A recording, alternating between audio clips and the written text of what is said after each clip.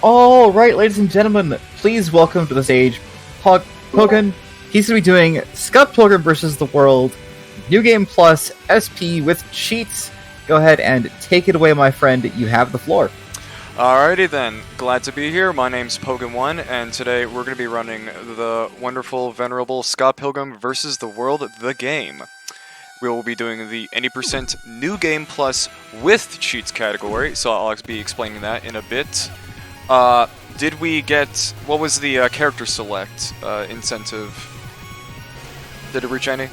I'll pull up that right now. It looks like you have free reign to pick who you'd like. Alrighty, in that case, we'll be going with Scott, since he is the fastest character stat-wise and overall run-wise. Time will start when I select my costume or color or whatever right here in 3, 2, 1, go. Right off the bat, starting off with level 1. Now, in case you don't know the amazing epic tale of Scott Pilgrim vs. the World, I'll just sum it up for you. We are Scott, or in this case we are Scott, and our goal is to defeat the 7 evil X's so that we may date the wonderful Ramona Flowers. Now, this category, first off, any percent New Game Plus. That means we're beating the game as fast as possible. However, we are allowed to pre-level up a character. So, instead of starting out with a level 1, we start with the maxed out level 16, and we have not only max stats, max level, we also have all the moves, including the secret move, which you may or may not see in this run. Now, right off the bat, we're going to be skipping level 1, because I hate level 1, you know, it's really not that good a level, so we're just going to go right past it. So for some reason, in this level, and on this screen only, there is a hole in the top right of the wall. No idea why that's there, but we can shimmy on through it, and what we're going to want to do is attempt to use this. So basically, it's an audio cue, sorry about that. And so basically the rest of the level is already loaded in. No enemies, just the level. So what we can do is we can just walk to the end of the level and enter the magic door that's at the end to skip the level, don't have to do any of the screens, and go straight up to the first boss of the game, Matthew Patel. Now, while I'm here, I might as well explain. We are not doing the no cheats category, which is the main category. We're doing the with cheats. Now, the only cheat that really speeds up the run in any meaningful way is the... Oh, damn. I accidentally made him activate his magic move. But anyways, we are allowed to use the one cheat that really makes a difference, which is the Power of Love cheat that you didn't see me do it, but I do it at the title screen. And that basically gives us the Power of Love weapon at the beginning of every level, which is the best weapon in the game. In the normal game mode, it's only seen in one screen in the entire game.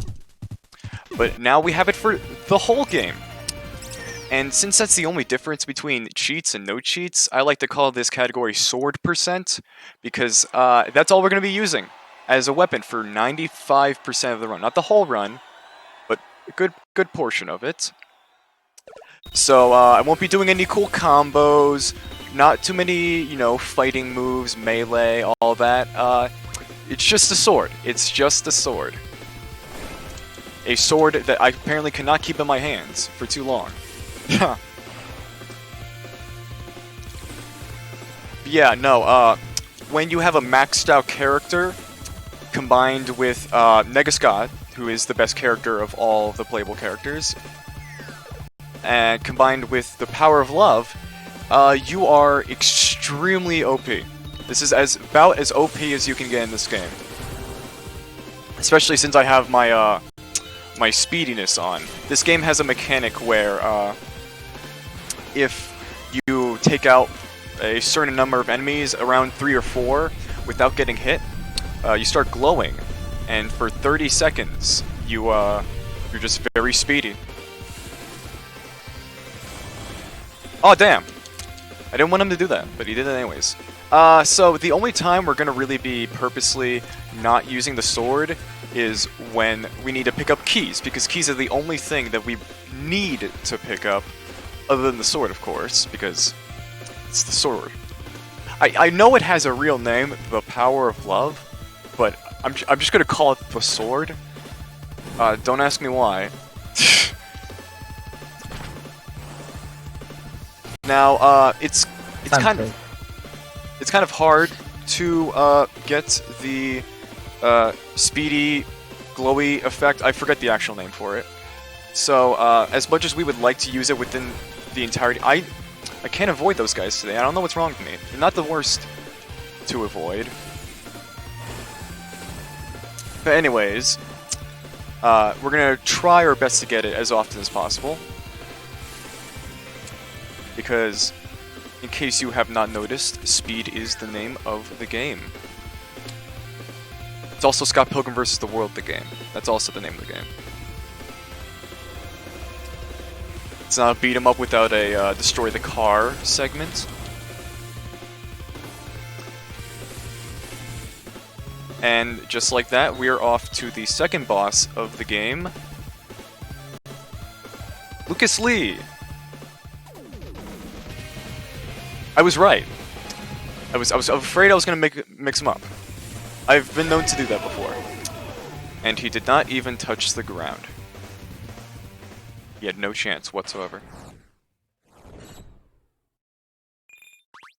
And just like that, we are done with level 2.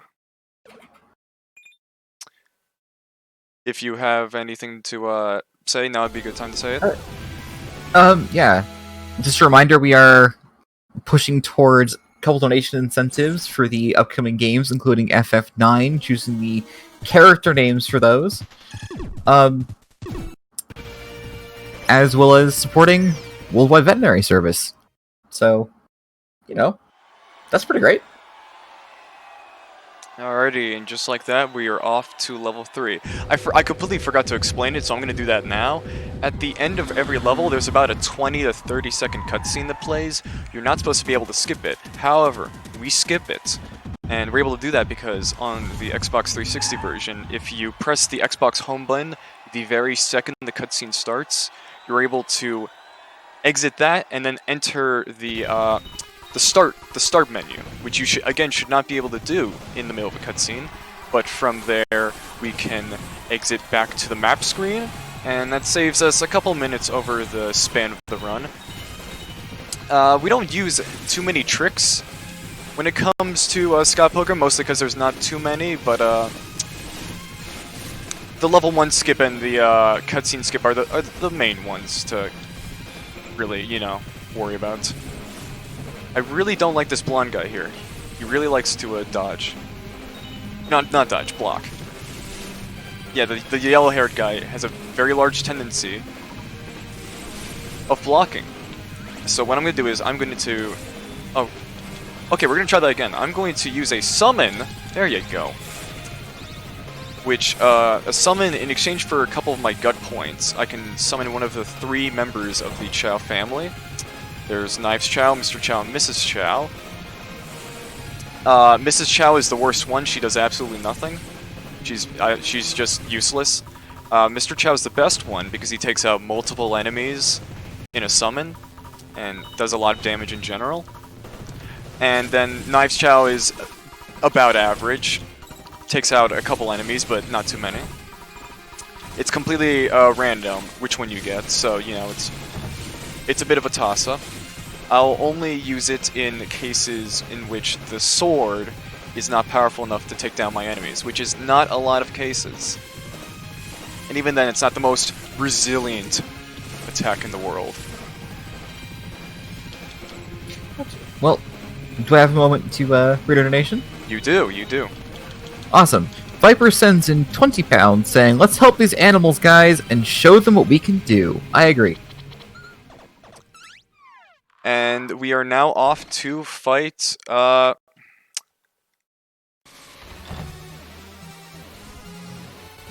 Envy Adams. I wanted to say Roxy for some reason, no idea why. Now, funny thing, we lost the sword. I don't know how we did it. I don't know where it went. But we did. I think I might have broken it. It's not indestructible. I know it looks indestructible, but it's actually not. I broke it due to excessive usage. So we are going to go the rest of the level without the sword, which is a real shame. But hey, what are you gonna do, right? Now, I'm going to use that secret move I mentioned earlier, which is a fireball. And thanks to the fireball, I can just breeze through this door-breaking hallway section. I'm gonna need to concentrate, give me a second.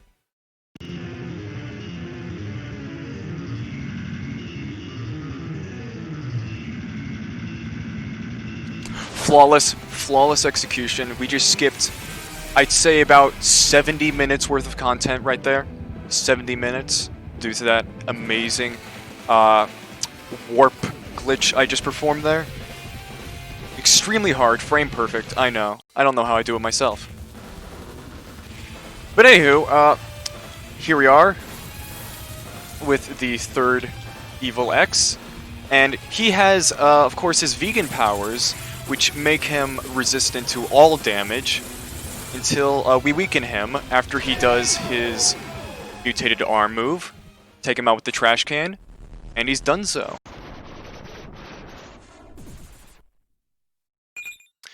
Got a 1-up. We don't need it, baby. Not where we're going. Because where we're going, level 4. That's right. But not before another cutscene skip. Alright, it's just moving.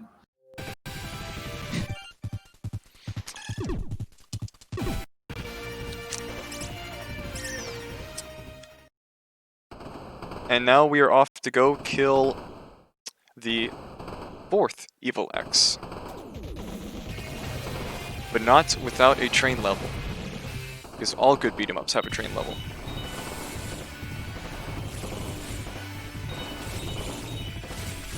But this one, we are going to clear in less than a minute. Because the sections in this game are, I guess, pretty short when compared to other beat-em-ups. Either that, or you just have the ability to get really OP in this game. More OP than you should be able to. But of course, we have to have a battle on top of the train. Might as well slice it in half, for good measure. I don't know how the train is still able to function while sliced in half. But I'm not a conductor. I'm just a speedrunner. A speedrunner that's... Oh, there he is! Yeah, this screen requires you to kill all enemies spawned in, even the ones that are not on the screen. So sometimes that can get a little bit annoying. And now we are off to, not onto the train anymore, that's where we're off to. To the Frying Tengu. For a little bit of swords play. Because, that's right, we are going mano-y-mano on these ninjas. In a second. I swear, they're there. They're there. These ninjas. Thankfully, the Power of Love has ridiculous range. I mean, like, it covers half the screen. So we are able to keep our distance, or at least try to keep our distance, you know, if we don't get the sword knocked out of our hands.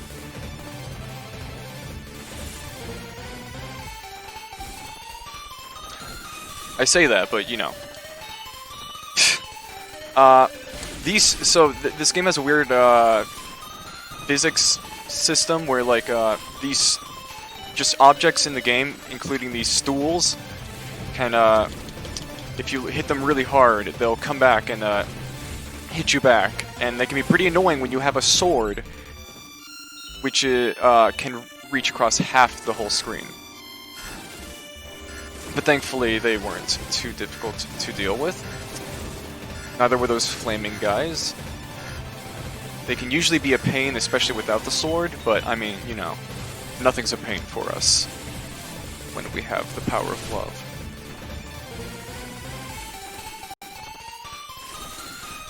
Sometimes enemies will spawn off screen and not come into frame, so we'll just take them out before they can even show up on screen. Go through a subspace highway. And off to more ninjas. Fun fact, this screen right here, you don't have to kill those 2 ninjas, and if you don't kill those 2 ninjas, you get to skip like 2 screens worth of enemies. There were supposed to be like at least 5 enemies spawning right there before this little bridge section, but they didn't. And I don't know why they don't do that if you don't take out those first 2 ninjas. I only learned that a couple months back. In fact, I'm pretty sure my PB still has those 2 screens.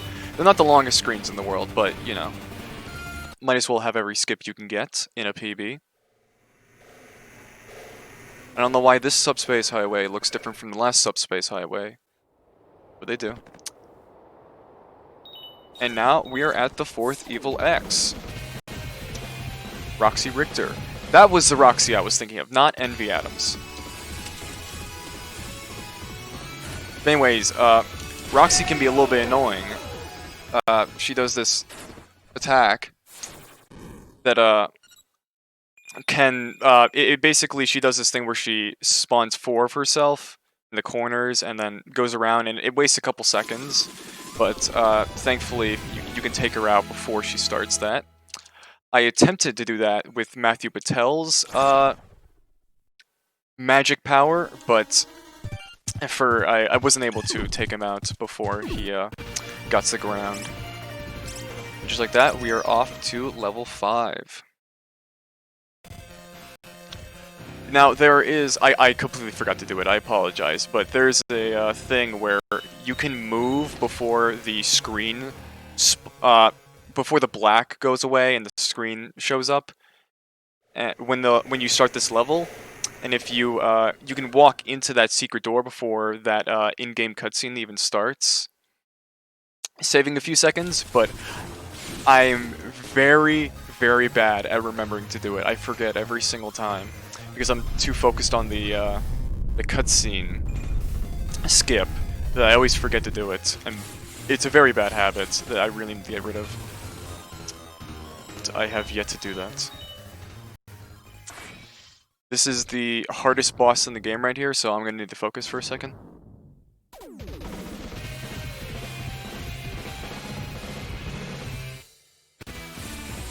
I lied to you. I really apologize for that. I really do. I didn't, you know, no ill will towards you, but I did lie to you. That was not the hardest boss in the game.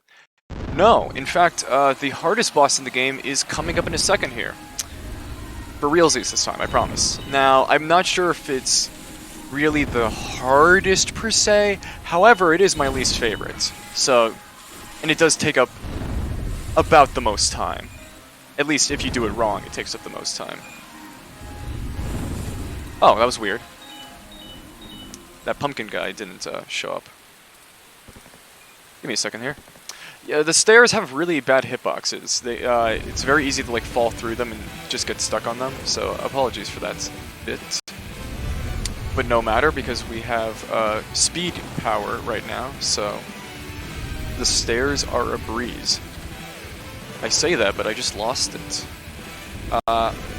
You can also lose your speedy star power. I keep calling it star power for some reason. You can lose that by getting knocked down, as well as the timer going out for it. I wasn't sure what caused it that time, because I wasn't knocked down by that guy, but he did hit me, so maybe that counts for it too. Now, so the reason why this is my least favorite boss is not only does he have cycles, and not only are those cycles long, but I can't cheese them. Or at least I can't cheese them easily.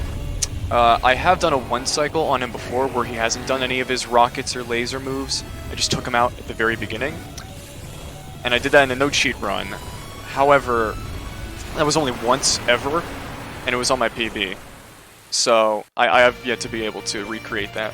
So we have to deal with a couple cycles. Thankfully, because we had the sword, it makes it, a little bit more easier. So we were able to do that in 2 cycles. I would like to see if I can do it in 1 cycle with the sword, because I feel like it should not be that hard to. However, the problem with that fight is you do the littlest damage to those fists, and they will just go away.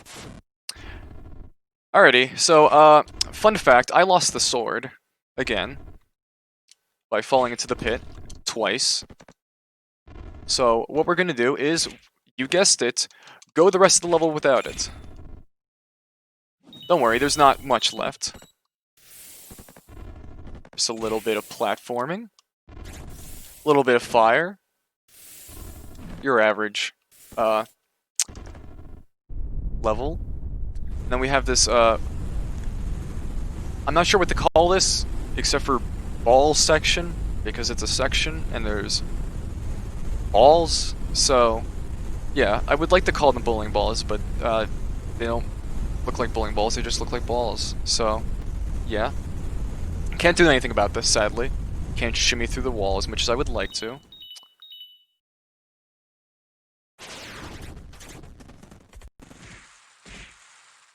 The black-suited dudes that I'm fighting right here, just like the yellowed-haired guys, have a real tendency of blocking. But thankfully, we can just steal their baton and break their blocks with our fireballs. And now we are off to fight the Kariyanagi twins. I know it looked like we killed them earlier in that robot, but no, they survived the fiery explosion of the metal that they were encased in. I don't really know how they survived that, but they did, and they're here. But not for long. That was some cool juggling trick I did on them. Usually, at least either I get both of them on the ground at the same time, or I get one of them trying to revive the other while the other's on the ground. I've never been able to just keep them separated like that before. That was kind of funny. I'm not sure if it was effective. Well, it was, but it was funny. And now we are off to level 6, where we are going to fight the most handsomest boss. That's right, it's me! But not before we take care of these goons with a little bit of sword action. And dogs. Of course, dogs.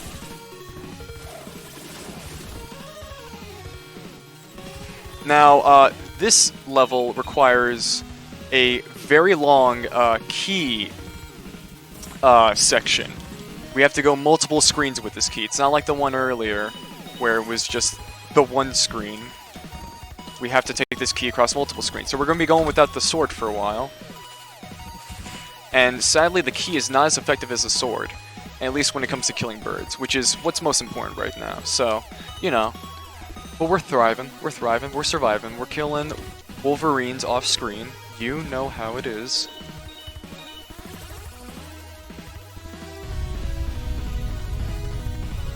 I don't know why this rubble falling screen is here. It's very easy to not get hit by them. They fall in the same spot, and there's only like 6 pieces of rubble. But anyways, what we're going to do is, we just used our key, so I'm going to run all the way back to get my sword. Sadly, I threw it really far, way farther than I should have. It bounced off the screen and went backwards instead of going forwards like I wanted it to. I'm not 100% sure if this is even faster than just going on for the rest of the level without the sword, but, you know, it's sword percent, so I might as well. And just like that, we are in the Eerie Forest / graveyard. Okay, that was me, come on. Now the zombie section. The thing about the zombies is when it comes to no cheats, at least, not really a big deal with cheats, but with no cheats, they not only. I have lost the sword yet again. I'm just not good with the sword today, apparently. It's a very fragile being. But anyways, so I guess I'm going to prove it to you now. What I was just trying to explain. The zombies take a while to get up, way more than any other enemy, which would be a good thing, except it keeps us from killing them. So what we like to do is we like to try and, thankfully, Negascott has a sliding move that not all of the characters have, which allows us to just take them out while they are down on the ground. And just like that, we are off to fight myself. Place your bets. Who you think's gonna win? I would put my money on Negascott, but that's just me. That was weird. I don't know what the hell that was.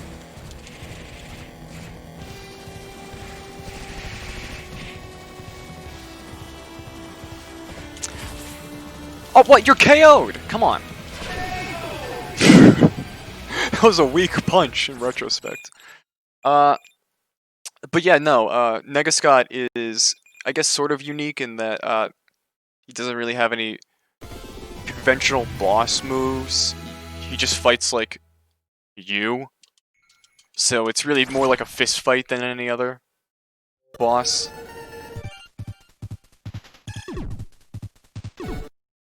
And we are off to the 7th and final level at the Chaos Theater with everyone's favorite X, Gideon Graves. But first we have to do an elevator section because it's not a beat 'em up without an elevator section.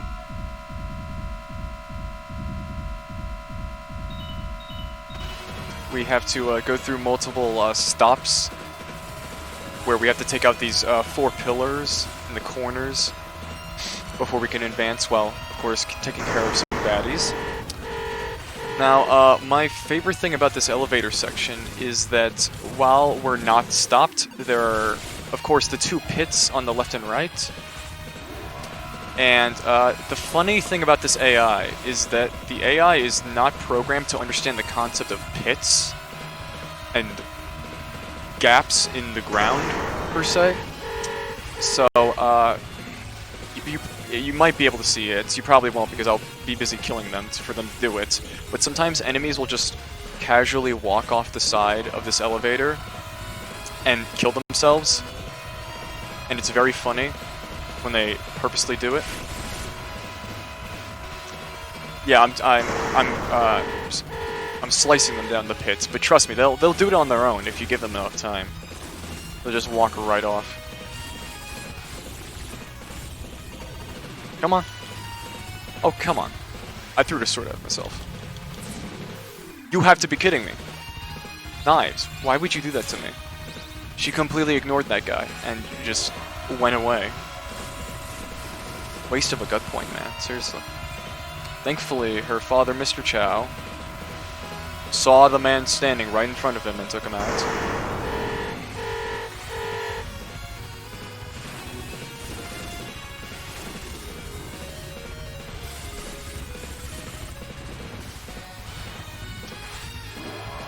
If you have anything to say, now would be a good time to say it, since it's going to be like this for a few more minutes. Gotcha. We actually have a couple of incentives coming up that are kind of relevant. We have the bid war for the Final Fantasy IX names, as I mentioned earlier. Currently, the only character that is named is Amarant, which is currently in the lead with Knuckles. But if you want to name any of those characters, such as Dagger being Knife or Steiner being Thick Boy, you can do that. Got some great names in those lists, as well as upcoming. I do want to point out we have some awesome runs, so keep the donation flowing in, and Pogun, keep smashing that run, man. Sounds like a plan, man. Now, so there's a very strange and very rare glitch in this game where my sword, the Power of Love, will turn into a normal enemy baton. Now, it may have looked like I lost the sword again, but that's actually not the case. It actually turned into a normal standard baton. It's complete RNG when that happens. I have no control over it, so we're just gonna go for the rest of this section without the sword. Now, I don't say level, I say section, because that one room in the game with the Power of Love in it, it's coming up right after this fight. So we're just gonna grab that one and use that one. It's almost like the game knew it would screw us over. Now, I just cheesed the hell out of Gideon Graves right there. That was pretty good. I just... See, ideally, you want to pin him up against the wall and just spam attack him until he dies. However, sometimes he doesn't agree with that and will just ignore your attacks. And he'll sometimes turn invincible for like 30 seconds straight, or like do this meteor attack that takes like 30 seconds. It's very annoying. But thankfully we were able to just pin him against the wall and take care of him. Now sadly that wasn't the real Gideon Graves, so we're off to go fight the real Gideon Graves in just a moment. And there's the real power of love. However, the game gave us another fake power of love. Sometimes the game will respawn the sword after going through a section, like it did right there. However, it doesn't do them for all sections in the game, which is weird. So I kind of forget that it does that, and I don't really try to depend on it. However, it did it in that case, which is again weird because we already have the normal power of love. So we just have so many swords to deal with, man. There's just too many swords. I guess that's why I call it sword percent. So what we're going to do is we are going to just cheese the hell out of Gideon Graves yet again, but this time with the proper firepower.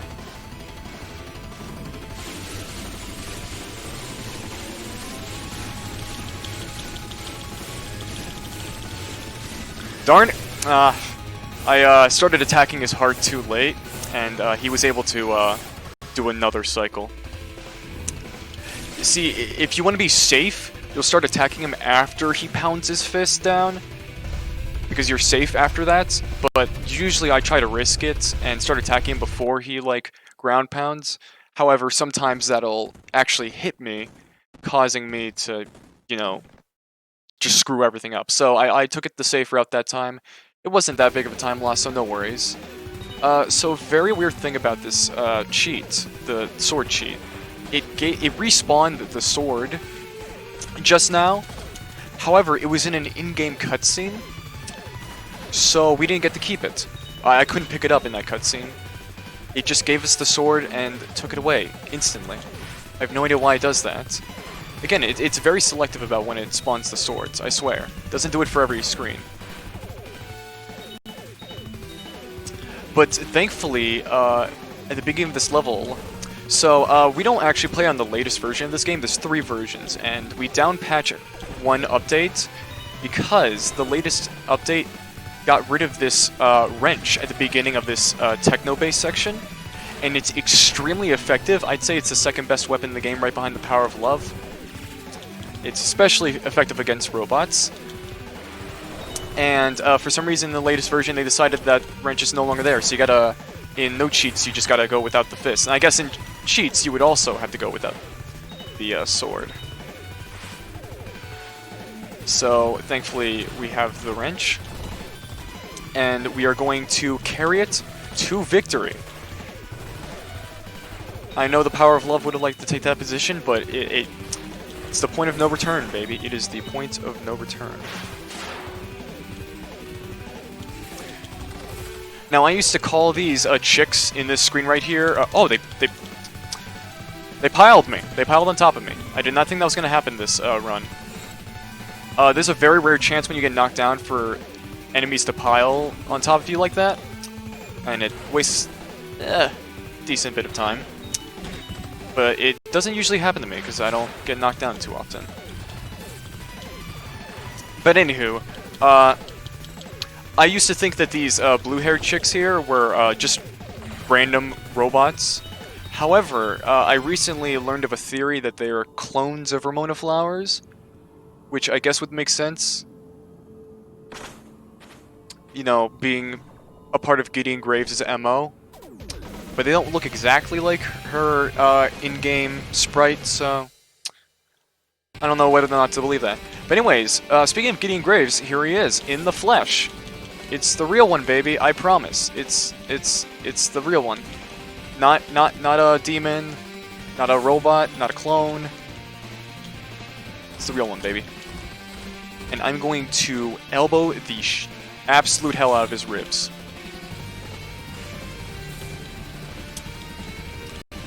He may have his cool sword, but we have a wrench, which is much better.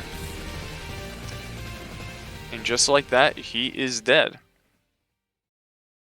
But oh no! I lied to you again! It wasn't actually him. We're gonna have to fight him again. It's gonna be a very hard section. Very devious. It's gonna take at least, I'd say, about 90 to 120 minutes to defeat him. It's a marathon of a boss battle. Time! I lied to you again. That was the real one. That was the real one. That was it. Game's over. He's dead. We won! Wow. And that is the run. Scott Pilgrim vs. the World, the game. 80% New Game Plus with cheats. Awesome. What was the time on that? That looks like it was a 34:25:10. That was not bad, not bad. Yeah. Alright. Any shout-outs or any communities you want to shout out for learning the game? I guess I might as well thank Wolfblade. He's the super moderator for the board. He helped me out when getting into this game. We're a very small community. There's about, I'd say, a maximum of 4 of us. So it'd be great to see some new faces. The game's coming out. The game's re-releasing next month in 2021, January. So you won't have to buy a Xbox 360 and pirate the game in order to run it. So maybe that'll entice some of you to pick up the game in a couple months. Yeah. And yeah, that's my bit. Awesome. Well, thank you for the run, man. It was really, really fun to watch, and thank you for joining up with Thunderthon. We're going to go ahead and pivot on over to a brief break as we set up our next run, which is Never Song by Warwick STL. I'm super excited about that. And we'll see you all after a brief break. Pogun, once again, thank you for coming on. It's been super fun having you. Anytime, anytime. Yeah. And